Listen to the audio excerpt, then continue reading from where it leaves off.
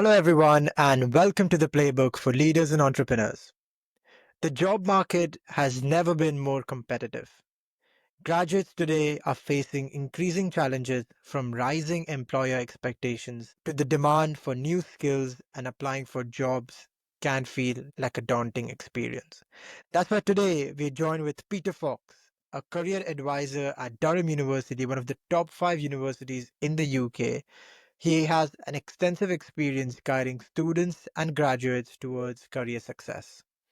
In this episode, we will explore the biggest hurdles young professionals face, strategies to stand out in a crowded job market, and why skills like leadership, networking, and personal branding are more important than ever. So it's an honor to interview Peter Fox today. So Peter, thank you so much for joining us today and sharing your incredible playbook for success with us. Hi, Sid. Thanks very much. It's really great to be here. I appreciate the invite. I look forward to our conversation. Amazing. Same here, Peter. So let's start off. If you could give us a little more insights into your career journey and personal life so our listeners can get to know you a little bit more. Sure. Yeah, that's fine. I'd just like to highlight I've got a main day job and some side gigs. I just want to highlight what we talk about, my opinions and not necessarily those of the employers, just to be safe. But I'm not planning to be controversial or anything. I just want to highlight that. But yes, so my personal journey, the highlights really grew up in West Yorkshire. I went up to the Northeast University when I was 18 to study a biology degree, which I really enjoyed. Did a placement year down in Porton Down in Salisbury, studying microbiology. And then in the final year of my degree, I was doing an interesting project, and supervisor said they had a bit of funding to fund some research work if I was interested. And of course, this meant an offer of a job straight after university and not needing to apply for any other roles. So quickly accepted that and did that for a couple of years, then decided I fancied a bit of a change of environment, a change of scene, and thought things through, and then decided to embark on the noble path into the world of careers guidance. And that was in 1997. So I did a postgrad diploma and then started work in the state sector as a careers advisor in Darlington, working in schools, colleges. There was an emphasis then as well on working with a group of people that were categorized as not in employment, education and training. So a lot of work with unemployed teenagers, young offenders, that kind of thing. So a really good mix of clients. So a really great place to start work, great team. I'm still in touch with lots of people from there now. But then after about 3 years, I decided to look around with a young family. My kids were like 2 and 3 then. I wanted to explore new options and saw a job opening at Teesside University up the A66 in Middlesbrough. Applied for that, somehow was offered the job, and then um, started working at Teesside Uni, which is a really great institution, very popular with local students and students from outside the area. A lot of emphasis on vocational courses, and really enjoyed that working there for a few years. A good team. And then a friend of mine was working at Durham University by then. Went on a few nights out with the team there, got on really well with people, and a job came up there. So I thought, ready for a change of scene, and applied for that job and moved there. And this is many years ago now. Really enjoy working at Durham, where I've worked with lots of different departments over the years. National student emphasis was one of my responsibilities. More recently, made a bit of a switch to focusing on the science faculty students, so students from lots of different courses, different countries, different interests, and that's where I am now. So that's my career in a nutshell. My sort of personal life. I've mentioned my kids already. They're now grown up, independent. They studied in London, and then I've got a son and a daughter, both working down there now. Very proud of them both. They're doing things they enjoy, really kind, considerate people. So I'm very, very great to visit them and them to come and visit me as well, obviously. And I mean, now, so obviously I've got lots of free time. My kids are up and away. I enjoy my job, and it's nice, sort of predictable hours, and enjoy my responsibilities. So I have time to do other things as well. Now, big part of my life is health and fitness. Really important to me. Love exercise since I was, a young teenager, competing in athletics, and still trying to keep fit through running and strength training nowadays, along with things like really enjoy cooking, which is uh, key if you're a keen exerciser to get the food right, get the balance right. Plenty of rest, watching films, reading, that kind of thing. So all in all, very good. Still live in Darlington with my wife. So Amazing. life's not bad. I'm a very happy person. Yeah, and it's so good to have you here, Peter. Once again, thank you for joining. And Thanks. yeah, good. And it's Durham University. I studied there and I miss Durham as well. So Good. definitely nice one. Good So place. let's start with the question right away. I have a question for you that is, what are the biggest challenges students and graduates face when entering the job market today? Very good question. And a lot of challenges out there facing students and graduates. I think one is, well, numerous factors really. The key one is the competition for jobs. So I think there's a lot of people going to university nowadays, which is definitely a good thing.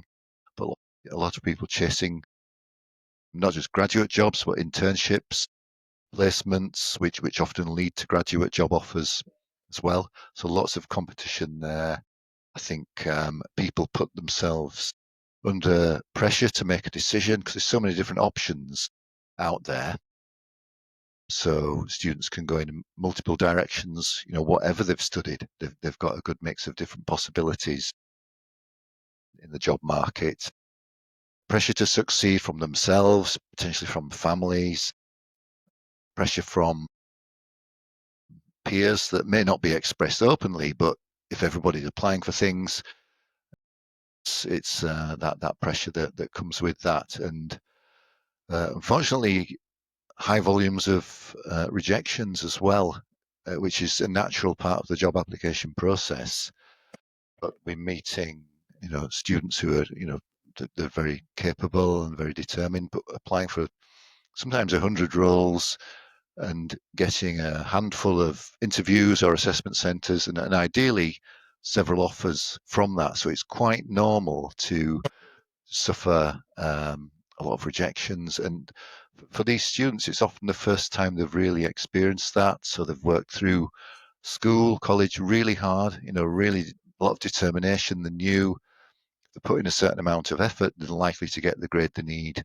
And it doesn't matter what their peers are doing. They're working hard as well. It doesn't bring down their grade. But when it comes to applying for opportunities, a lot of really strong candidates applying, naturally good people are rejected, and that can really hit people. So I think it's the challenge of really keeping going and not losing confidence and still making those applications, even if rejections are coming in. But having said that, there is support available. It's accessing resources that are really useful, relevant, accurate, accessing help from people like, careers services, from academic advisors, from friends at university who've been through the process as well. So there is hope. It sounds quite doom and gloom, but definitely, good options and good possibilities out there. But it's not easy to get those offers, unfortunately. 100%. And what's the advice on how can we really build the mindset of when we get rejection, how can we have a mindset where we see it as a positive and see it as a learning, according to you? That's a good point. I think um, if you can learn from it, it's definitely worth thinking about. Unfortunately, if people are rejected at the early stage, so say when they send in the CV or initial application, if they're rejected, then or after they do the tests. Employers don't necessarily offer feedback because there's just too many people. It's not really practical. So they sometimes can't learn a lot from that, except just to be reassured that it's happening to everyone. And it's important to keep going, really, and be resilient if you can, and really access the help that's there. Yeah, 100%. And when I was applying for my placement, I was getting rejected a lot, and I approached the career advisors who really helped me to navigate Excellent through that news. for sure. That's good. So, how can we students and graduates really stand out in this competitive global market?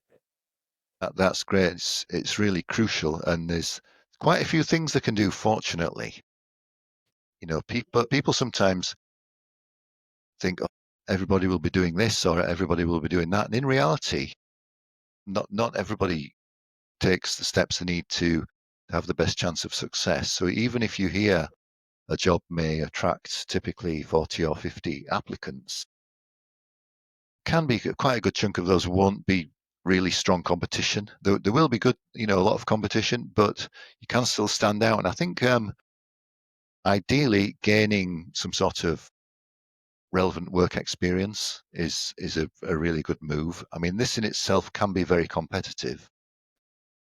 As I said before, a lot of internships and placements lead on to the potentially a graduate job offer further down the pipeline. But definitely, students need to make sure they understand what's available in terms of work experience. We at Durham we offer a lot of support for people applying for things, but we also have some incredible opportunities that are exclusive to our students that are partially funded sort of from money, often donations from alumni. So there's opportunities to develop relations with local companies, and some of those opportunities. There's inclusive opportunities relating to particular characteristics sometimes or underrepresentation. So some fantastic work going on in our work-based learning team to promote those and to encourage those. So definitely check that you're aware of all the different possibilities. Also, there's some great online learning opportunities you can undertake.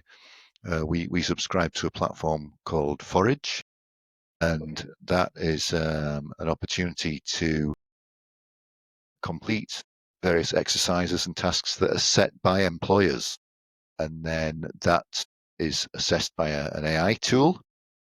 And that is, and then you do receive a kind of credit for that. You can highlight that on your CV. So it's a step in the right direction, even if you can't have a practical in-person experience. So that's definitely worth checking. I mean, another really good thing to do, I think, is to check, in terms of selecting modules on your course for the future, do explore the modules that give you the opportunity to engage in activities that mimic the working world. I think what's particularly useful are modules that include projects, maybe working in a team to overcome a challenge, answer a question, solve a problem. These are ideally linked with employers. So we often have projects in modules where an employer sets a challenge and it's a real world problem their company is facing, and then the group work together, they communicate with the employer, present their findings, and that's a perfect way to make that first connection with an employer who could be a good future possibility in terms of an internship or a job. So selecting modules that include some element of that ideally. I mean, I know that they won't be available on all courses because of the nature of the discipline, which is fine. But that's where I think extracurricular activities can come in really handy. Clubs and societies, volunteering. Some societies exist that based around particular occupations. So we have some that are very focused on consulting, for example, which are all about solving problems in teams. So people from any degree can get involved in that kind of thing and really gain some great experience. And those do link with real employers in the local area. So that's something to watch out for as well.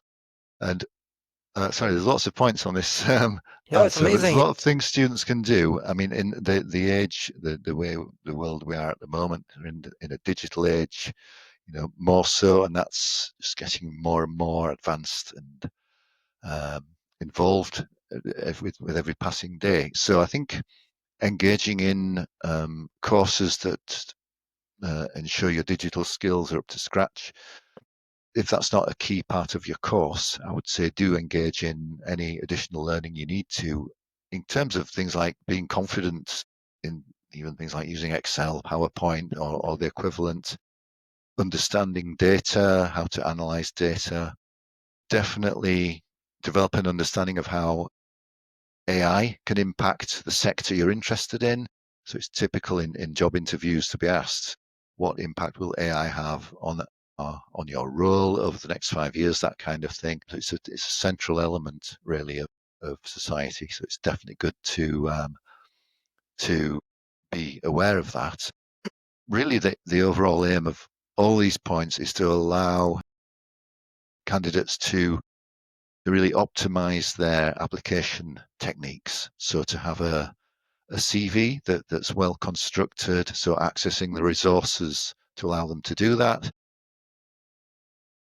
creating an effective covering letter, online application form, questions.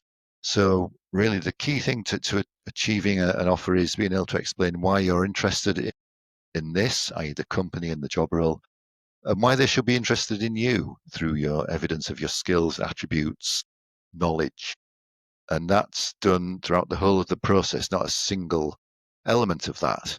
So being ready to answer those questions, creating really great quality application documents will help you through those really competitive early stages. And something that's really powerful, I think, is to think about elements of your course that you might not really think how that relates to a particular job role. So I meet, a lot of chemistry students in my role, and they do a lot of labs, practicals, team-focused labs, problem solving. And I met one who applied to consulting internship with no previous experience, but his evidence from his degree, and they do a lot of data analysis and report writing. It ties in so nicely with that kind of career path, so students can think how that employability element in their curriculum fits in with what they're applying for. Also highlighting some reflection, showing your self-awareness and curiosity throughout the process. So this can really help to push your application forward as well. So showing what impacts you had, what you learned from various experiences, developed an awareness of, gained a deeper understanding about. That's great content for your CV. Um, I think all those things, but ideally having a positive mindset while you're completing your applications, it can have quite a subtle impact on how you express yourself. If you're writing a personal statement or answering a question, if you're feeling quite positive, which after all we've talked about so far can be really challenging, but there are certain tricks and techniques you can use to do that. If I've been out for a run in the morning, I know all that day I'm going to be in a pretty good mood naturally. So whatever works for you, playing some music that really gets your blood going. For me, it's AC/DC or Metallica. Works every time. But you've got to decide what works for you and really helps you to feel optimistic and positive while you're creating your documents. Can really have a big impact. But we're all individuals. Some people might prefer Beethoven or Lady Gaga. I'm not judging anyone. Wow, amazing points, Peter. I think Good. we should have met when I was applying for jobs. It would have saved me a Yes. lot Yeah. of time. And Good. so many key takeaways, like he's mentioned, the university career website as well has so many job applicants. And you mentioned about having a positive mindset. I think that's key when you're applying. And I will also link the AI tool that you mentioned in the show notes. So for our listeners, you want to practice the test, you can do. And actually, I want to ask you a question. When we're applying for jobs, some students apply for like four application and they put their heart and soul into it, while some apply for like as many as they can.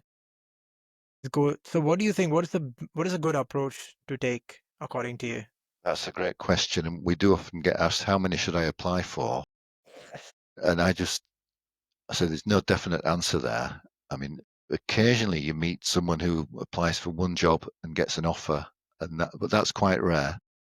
But I usually say apply for as many as you can, but make sure the quality that you're really 100% happy with what you're sending off before you click send. But that's got to balance with other things going on. You know, you've got the priority is the academic studies, but also your well-being and mental health, balancing out with other activities as well. It's got to be kept in balance. But there's going to be a big push on job applications at certain times of the year. Naturally, you'll be spending a long time doing that, but there's no definite number that I could recommend, fortunately. And what about graduates who are not at university now? Can they also reach out to the university for help still if they want career advice? Yes, we do. We do offer additional support and help to graduates. Now we're all confident working online and set up with the various platforms. We do a bit of work with graduates as well if they need that. It's different with different institutions. Some have a time limit on that. Ours is under review at the moment, but we certainly will continue to work with graduates who are quite new out of university. All right, perfect.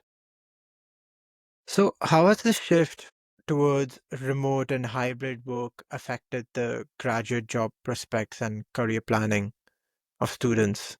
Yeah, that's a good point. I think it's affected everyone. It's definitely, I mean, we work hybrid in the Careers and Enterprise Centre, and it works really well for me. And I often say to my colleagues, can you imagine going back to driving in 5 days a week, arriving on time, never leaving before five? You know, if anyone left at 10 to 5, people would be thinking, what on earth are they playing at? But now it's a lot more flexible in terms of certain days in the office, certain days at home for my role, and Yeah. it works so well. And you can really balance out the things. I can have more time to make my magnificent dishes and cooking just for the fact that you're at home at 5 p.m. on those days, and you can Yeah. close the laptop and go downstairs and start chopping some onions. But generally, not it's not all about me, though, is it?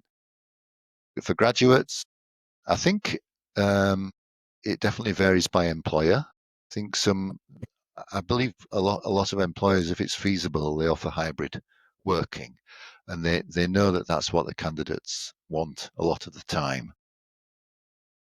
So it's a bit of a balancing act in terms of the power. I believe obviously the employers have the ultimate power in terms of offering the jobs and recruiting people, but if they want to keep people and their competitors are offering favourable terms and conditions, just like always, they'll have to listen to what their staff want to do, as long as it makes the business effective and it allows people to perform effectively in their role and develop and grow and become more and more competent as time goes on. So I think it does vary really between employer, but I think they want to get the balance right, really. Yeah. I think many companies are offering the hybrid work setting, I believe. So yes. And also, do you have any examples of less obvious experiences students have had that help them stand out or get an offer? That's a nice question, and it's always interesting to meet students and learn more about them. I get a lot of energy doing appointments and doing talks and things like that, and interacting with students. And you're right. I think employers say we want you to be yourself on the application, but then people think, what do they really want? What are they looking for? But I definitely think it's good to be honest and genuine on applications. But I've met lots of interesting students over the years, and a few sort of stick in my mind that I always remember and talk about when I meet other students. And for example, I met when they say be yourself, I met a student who was fascinated by flags and the history, the design of flags. And I had to look this up. It's actually called vexillology. That's the real name for it.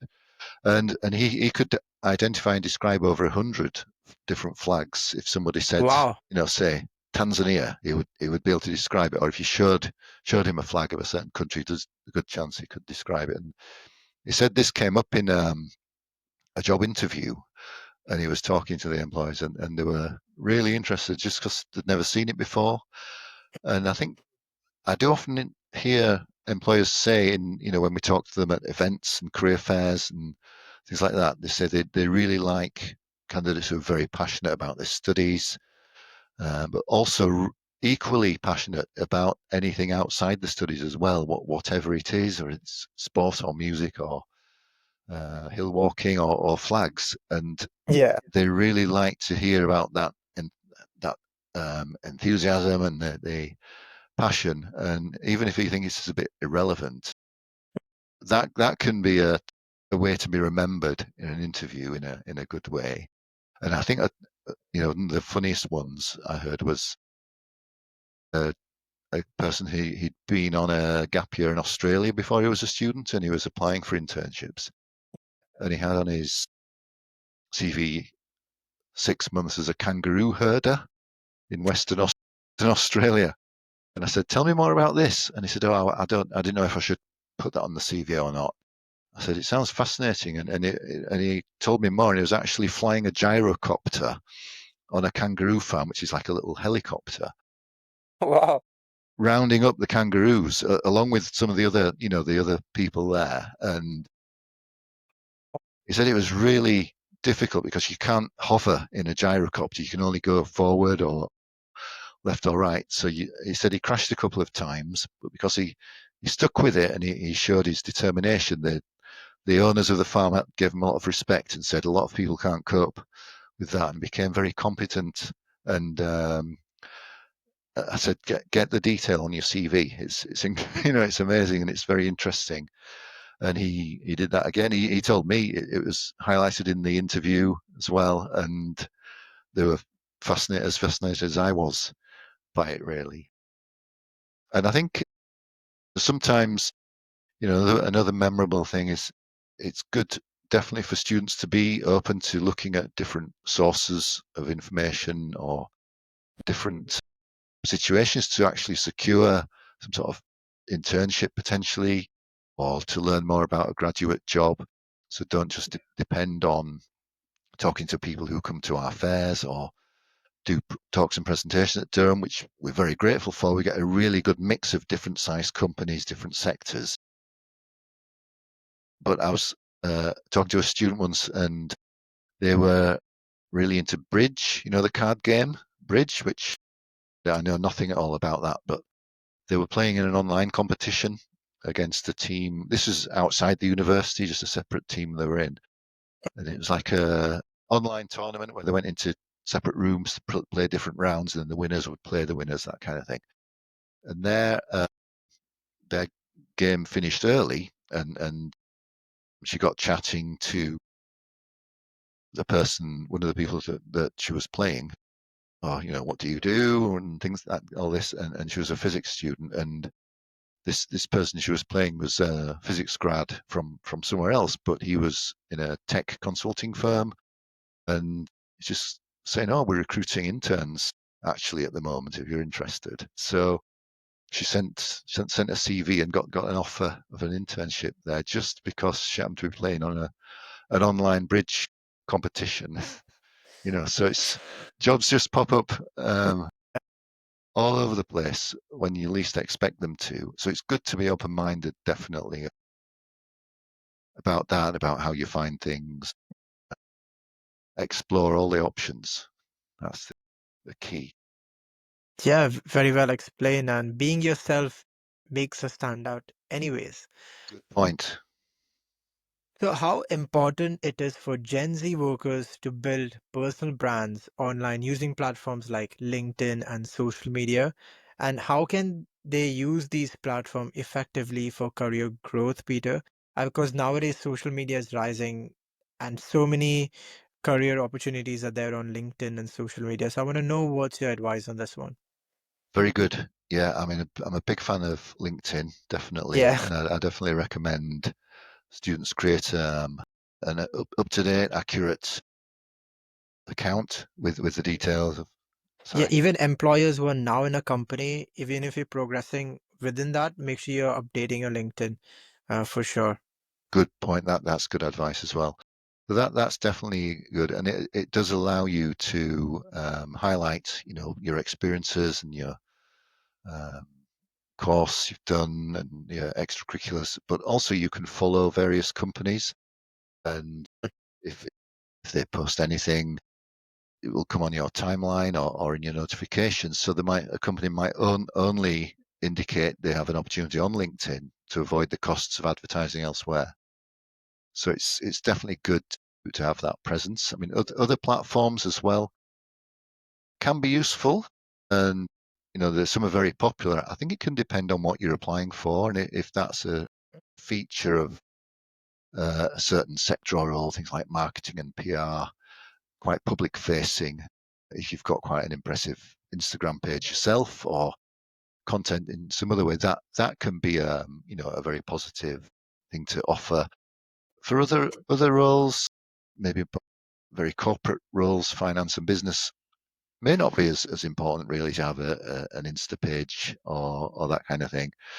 It depends. I think it depends really um, on the sector you're interested in. But whatever you're doing, do have a careful look at any content you have got online or you posted maybe 10 years ago when you were not necessarily as mature as you are now, and do a bit of an audit on yourself to check, because I know employers do sometimes have a look at that, and it can potentially cause complications, as we often hear about. But I would say LinkedIn is um, great thing to have on there. You can post, news stories on there. I think it's good to be quite selective. Don't oversaturate the platform with what you had for lunch and how this some sort of incredible story. Keep it good quality and impactful, really, so you don't dilute your brand, so to speak. And what if a finance guy or a business guy is sharing his or her thoughts on current affairs or financial knowledge or expertise? Do you think that might help if they're posting that kind of content I on think so. LinkedIn or Yeah, like definitely. freelancing writing? That sounds really good. I think that can be a very positive thing. Certainly, it's sort of a way to show your portfolio of your knowledge and your motivation for sharing that, and report writing and analysis skills, research skills. So that's a great point. The extra things you can post on there, the blogs, can all be really useful. It's just another potential point in your favour that could bring you an interview above the competition. So anything like that would be a good addition, I think.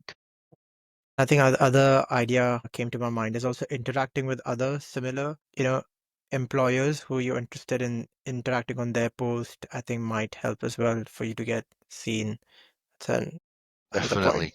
Yeah, that's a good point. I mean, I met a recruiter. I can't remember where she was from, but she posted she was visiting Durham to do a workshop, and she was there a couple of hours early, and she posted on it was Twitter at the time, now X. Um, I'm here in Durham to the workshop. I'm a couple of hours early. I'm in the Calman Learning Centre cafe. If anybody wants to come for a chat. Okay, because some students were very switched on and following her as a recruiter for this company, they saw that, and four students went and met up with her, and she bought them a cappuccino or something, and had a really good conversation about the company, what they look for, And that's the kind of thing that can just push you ahead. They could connect with her on LinkedIn, and she would probably watch out for their applications once they came in. So if you can actually communicate and interact with someone before you apply, that's what it takes to be above the other 100 CVs that they're receiving, and that can be definitely worth doing.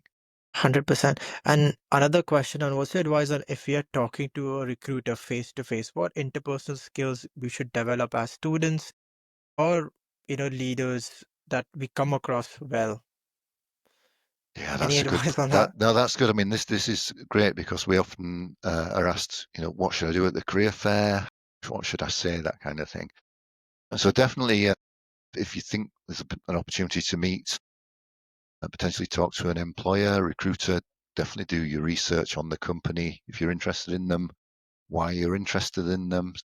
Be ready to highlight some specific points about them, not just that they're great for fair and inclusive recruitment, sustainability, and support of graduates, but because that's quite universal. Specific projects they've worked on, outcomes they've had, clients they work with, and why they interest you. So be ready to cover those things. But I think just being friendly, polite, and ready to shake hands, showing your curiosity, having some questions ready if you're in the process of applying.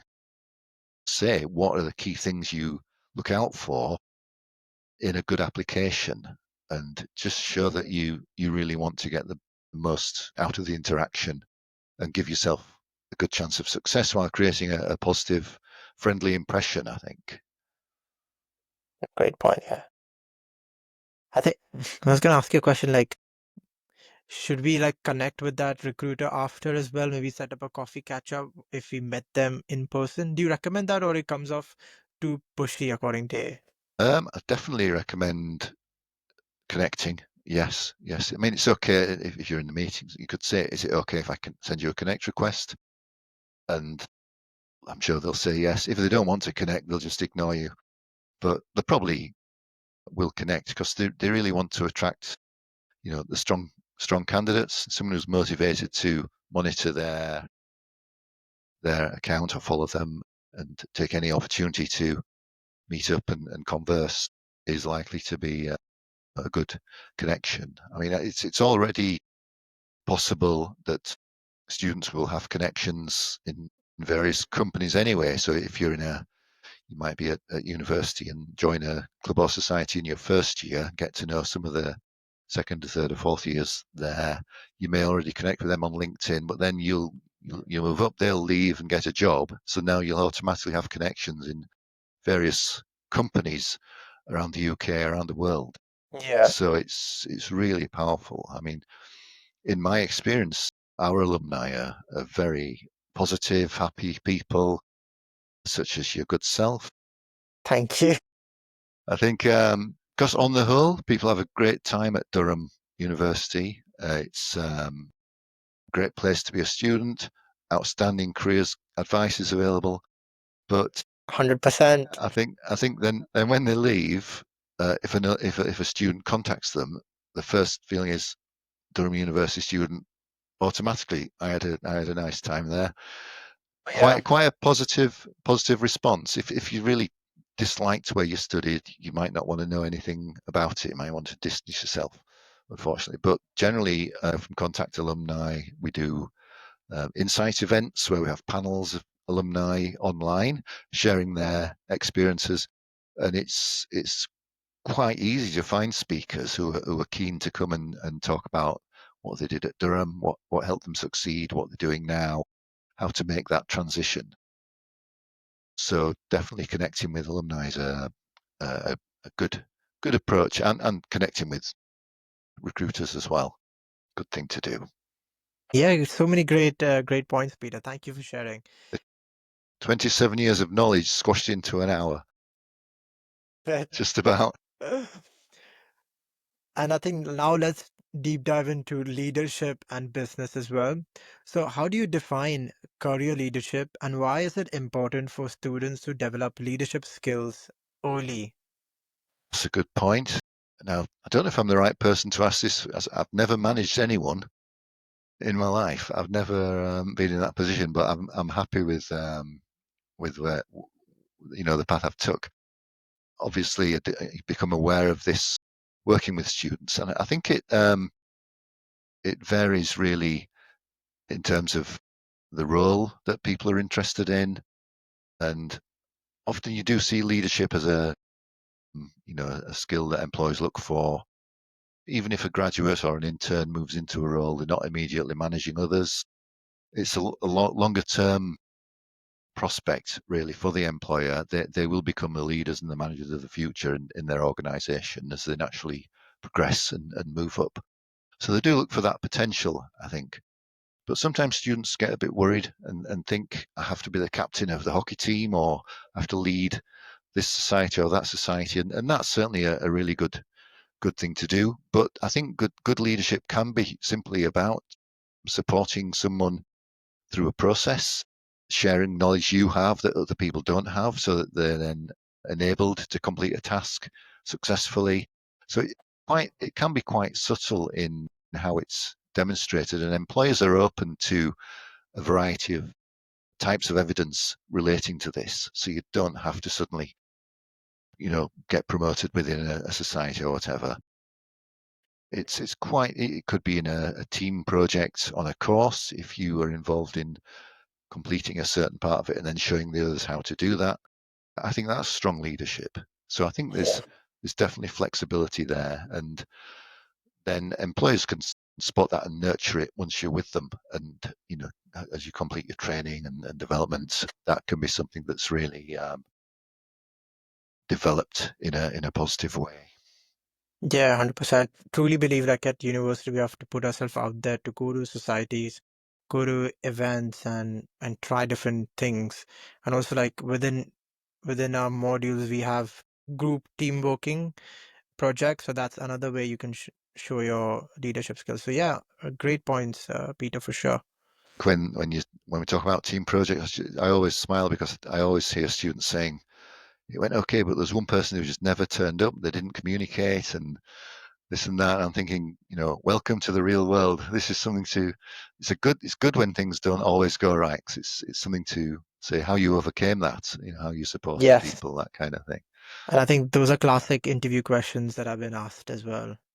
I've been asked similar questions on that. I think, how do I motivate someone who's not doing that? Some around those lines. And now I want to ask you a really important question that I really want to know the answer of. That is, what are the key skills employers are looking for in 2025 and beyond? That's a very important question and something that comes into my job every day. Really, the first thing to do if you're applying for a job is definitely check the person's spec and the job description, where you can identify what employees are looking for.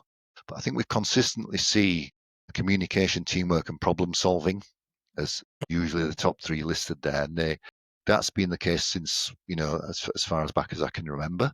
But along with things like leadership, it could be commercial awareness, stroke business awareness, just understanding of what's going on in the sector, what impacts on the business. Now, more so than ever, digital skills, ability to use data, that kind of thing is definitely key. It's part of most roles nowadays. I think along with those, self-awareness, curiosity is a big thing. All graduate roles involve continuous learning throughout the whole of your life. So wanting to keep learning and applying your skills in new ways through your curiosity and self-awareness in terms of being able to identify what you've learned, what impact you had, that can really push you forward. A recruiter did highlight that to me quite a long time ago now, about just detailing reflections, whether it's an application, being able to highlight it in a job interview or some other some other source, is always good. And I think what really matters, especially in the interview stage, is your enthusiasm to talk about your experiences and the energy you share that with and deliver it with. I mean, everybody likes to be with people who are enthusiastic, whatever it's about. It's just so much better to be around people who are positive about their experiences and what they like to share. And I was talking to my son recently, and he said he really loves to talk to people who they might be talking about a hobby or interest they've got, and he might have no interest in actually pursuing it himself, but he loves it when they have great enthusiasm for that and they get really passionate about describing that. And I feel the same. I really like that as well, to hear that kind of enthusiasm. And in an interview, sharing in that way, that highlights the employer that you know you're likely to be a good addition. And I don't mean you have to be an actor, but being genuine and showing your motivation, I think is key to success, really. Definitely. Great answer again, Yeah. Peter. And we briefly touched on networking, but I want to know, what role does networking play in career success, and how can students effectively build their professional network? That's good. Yeah, it's a good point. I did go off on a bit of a tangent earlier, but I think it should be emphasised. It is important to be able to network. Again, it's something people get a bit nervous about and find Yeah, it a bit scary. But it's just really talking to people, making a connection with them. humans at the end. Right. Correct. We're all human after all. So I think, I mean, for some career paths, it's absolutely essential, and that tends to be the ones that don't necessarily have a sort of a formal entry route and a traditional route. So things like in the TV, film, media world, where it's a bit more about often get your foot in the door, make a good impact as a runner for a week, build some connections, get to know people, and they'll remember you the next time, and do it that way. Um, and I mean, I think for any career path, it is good to build your network, and it'll help you along the way. But for some, I think it's more important than others. And I actually said to a student the other day, if you connect with someone and get into their network, you're then only one step away from all their connections. Until Nice one. then, those people might as well not exist, because you don't know who they are, they don't know who you are. So it's building that network is it's good to help you develop. But as we said earlier, if you're quite proactive, or wherever you are, if you're studying somewhere else, connecting with your fellow students, especially those who are a bit older, you'll automatically have that network in place when you're further down the line in terms of your studies, maybe looking for advice regarding an application or an interview, that kind of thing. So that can be really, really positive. Nice one. And final few questions for you, Peter. So, any final overarching advice for students or graduates like you would like to share? Sure, that's a great question. And we've covered some, I think, the key topics throughout, really, and you give me a chance to talk in great depth there. So thanks very much for that. I think that's been No really worries. useful. I mean, I think the environment we're in and what we're seeing, my advice is just two words, and that's keep going.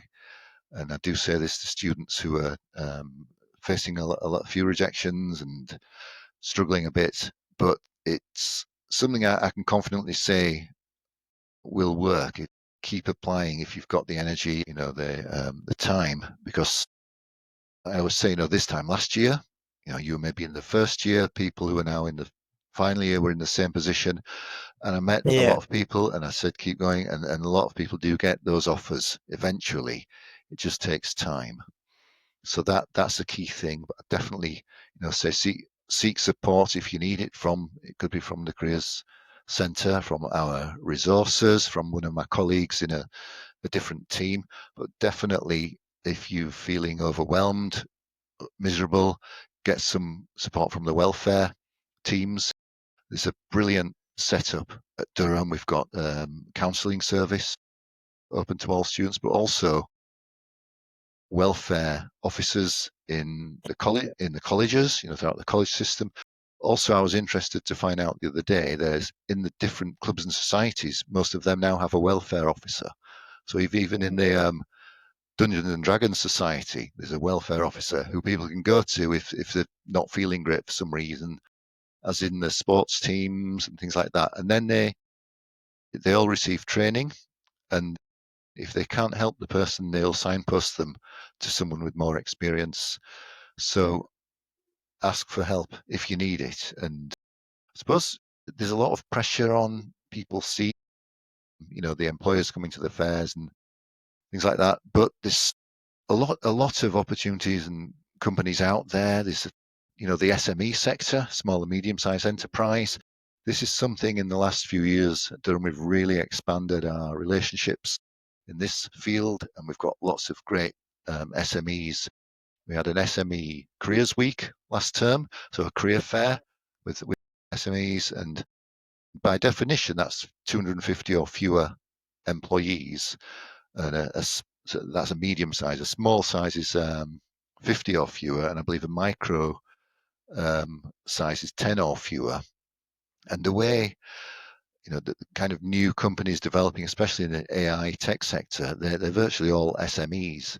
So it's quite normal to target those kinds of companies as well. And they tend to recruit a bit later in the year. They don't necessarily know in October how many graduates they'll need to start next July or August. Just because their business needs change, they might think we need four when in fact they need eight, or they might think we need four, recruit four, and they only need two people, so they'd have to give two people the bad news. So they tend to wait till nearer the start time, and that's typical of a lot of roles in operational posts in the civil service, say in various jobs. So yeah, don't feel like you have to have a job offer by Christmas for the next year. Keep going if you can. Get help if you need it. Um, that's the thing. There's lots of support available, and please do reach out if you need some help. 100%. Keep going. It's an amazing feedback. And I would also say, Yeah, like, if the more rejections you get, the more closer you're getting to the right placement or a right job. So keep that's a going. brilliant point. Even though it feels not great getting rejections, that's one step closer to the offer. Yeah, and also seeing rejections as a learning and seeing what can you improve on and keep changing your CV, keep adapting. So I think that's key, and it's everything that you mentioned as well, Peter. So finally, anything else you would like to mention before we wrap up? Yeah, please. I've got a couple of things. The first is All something right. I forgot to mention earlier, which I'm very fortunate that I do have a couple of side gigs as well, which I Oh, engage in. really? And I meant to say this at the start, but I was a bit overexcited. I forgot. But I mean, part of my role involves preparing students for interview, delivering practice interviews, and to be honest, this is my favourite part of the job because it's quite close to the outcome, the conclusion. So if somebody's got an interview the day after, you can do a practice with them, help them develop the skills, and then hopefully they can apply that and get the offer and let you know.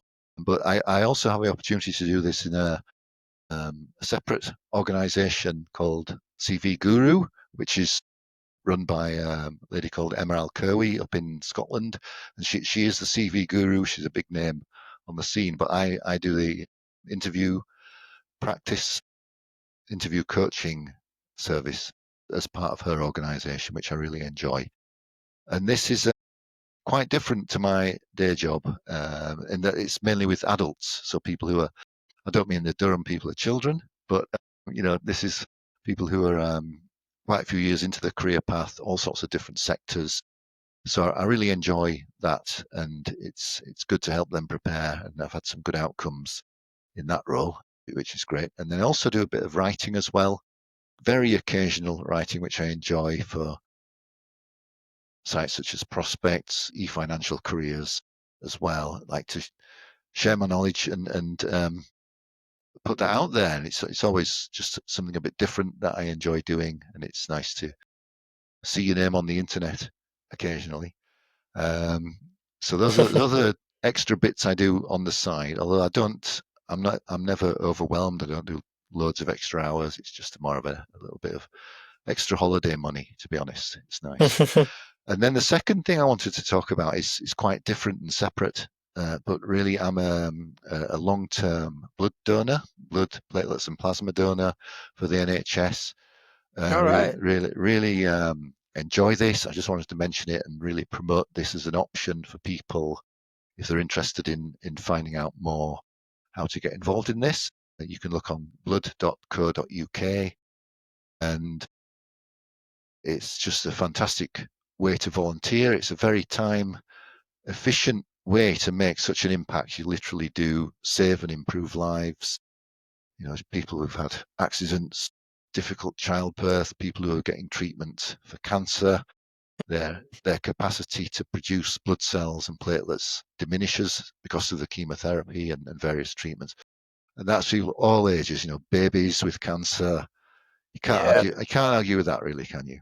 And I wanted to show you, I was very honoured to receive my 100 donation Wow. commemorative coin a couple of years ago.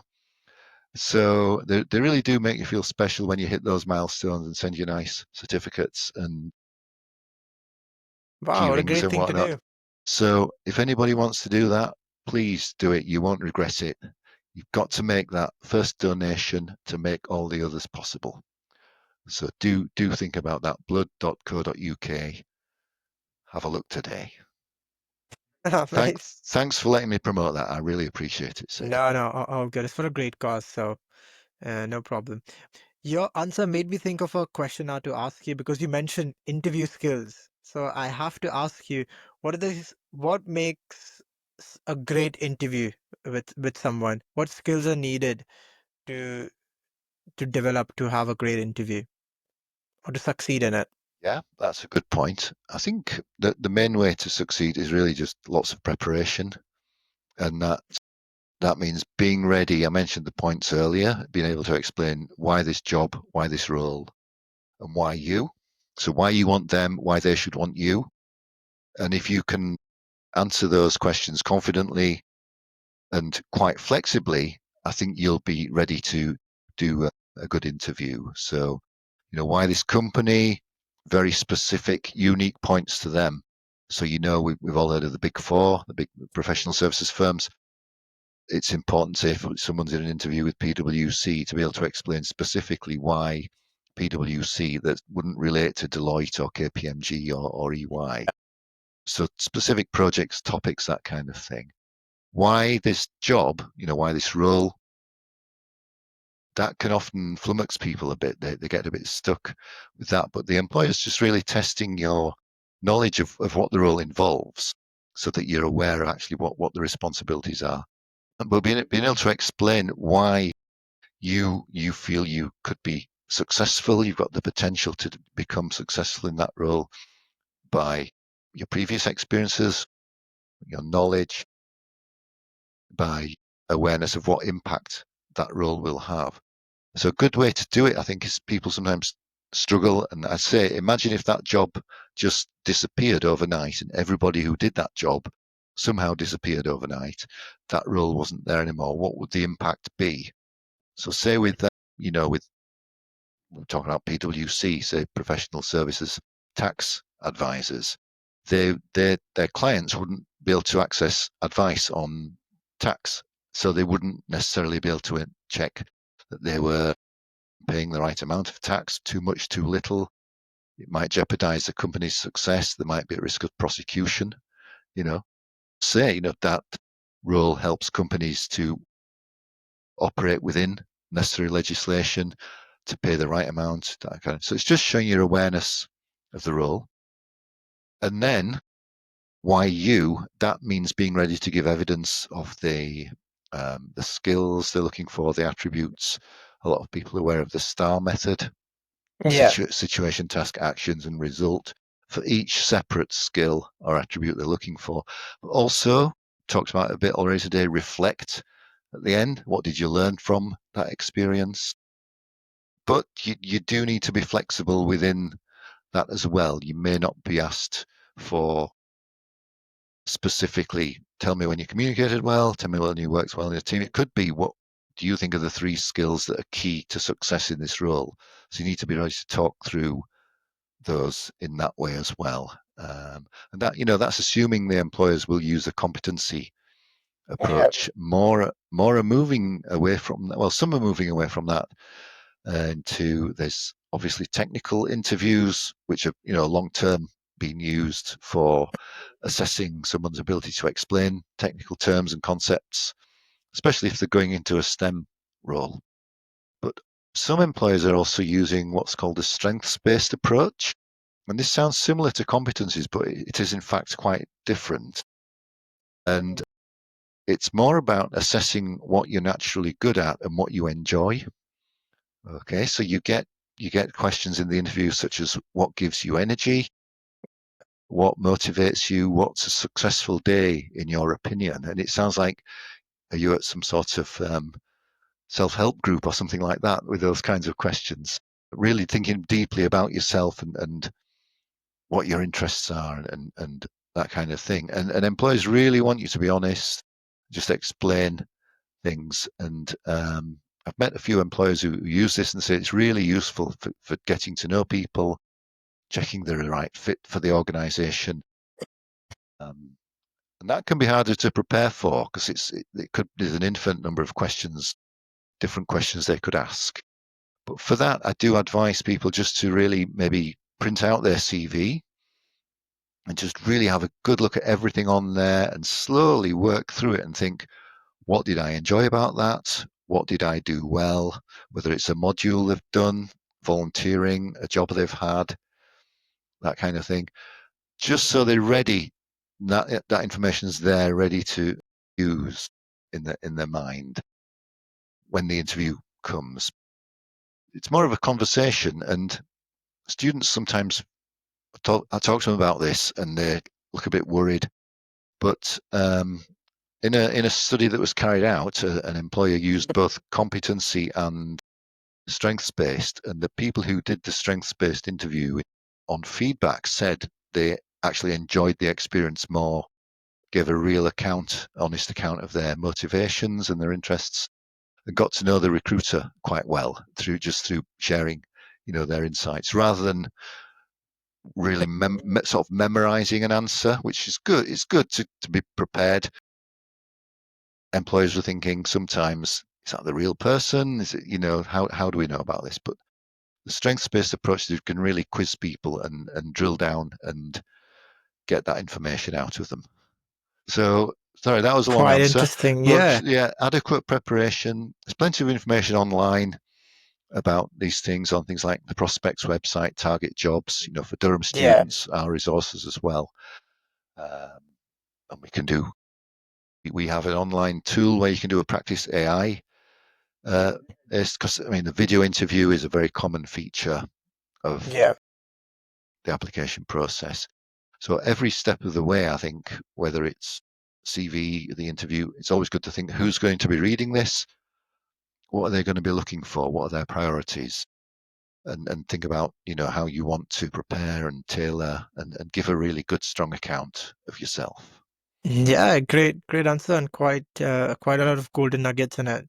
So for our listeners, that's a wrap, and thank you so much for listening. And if you like the episode, so please like and subscribe, and I'll link all the key information in the show notes, all the links, and Peter's social media handles, so you can follow him. And actually, comment below what's your biggest key takeaway from this episode. So thank you everyone for listening. Thank you, Peter, once again.